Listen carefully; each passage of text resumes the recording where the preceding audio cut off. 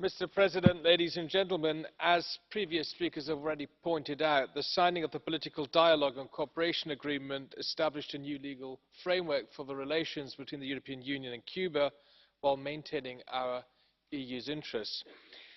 The agreement intends to support human rights, to improve living conditions and social rights of Cuban citizens, and to strengthen trade between EU and Cuba. So far, so good. But obviously, the success of this agreement depends on its implementation and compliance with it.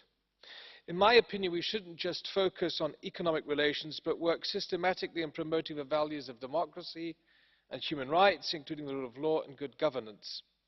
I would like to point out that in the past 15 years, this European Parliament awarded the Sakharov Prize 3 times to Cubans who fought for fundamental human rights. The Castro regime represses nearly all forms of political dissent.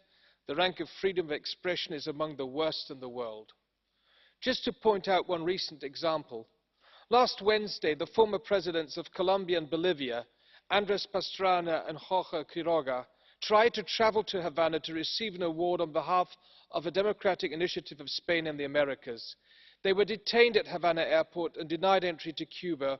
With these actions, the Castro regime once again unsuccessfully tries to silence the voice of freedom and democracy in this country. A final remark.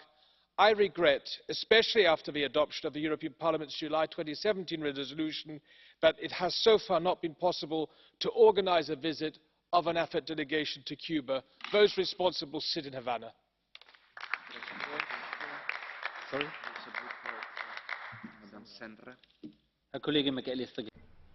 Mr. McAllister, will you take a question from Ms. Senera Rodriguez? Ms. Rodriguez.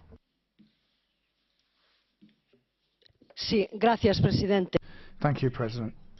Well, I'd like to ask you which human rights you're talking about.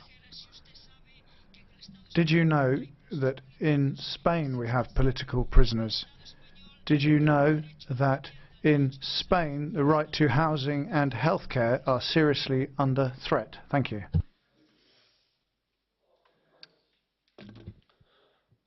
Honourable colleague, I don't know if you expect an answer to this kind of question.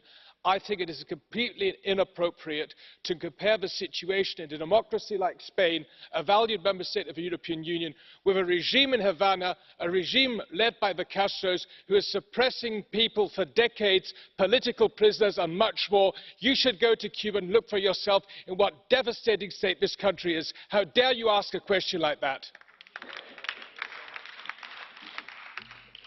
Thank you, Mr. McAllister. Mr. Haragiaton, the 4.5 minutes. Thank you, President. Well, I don't know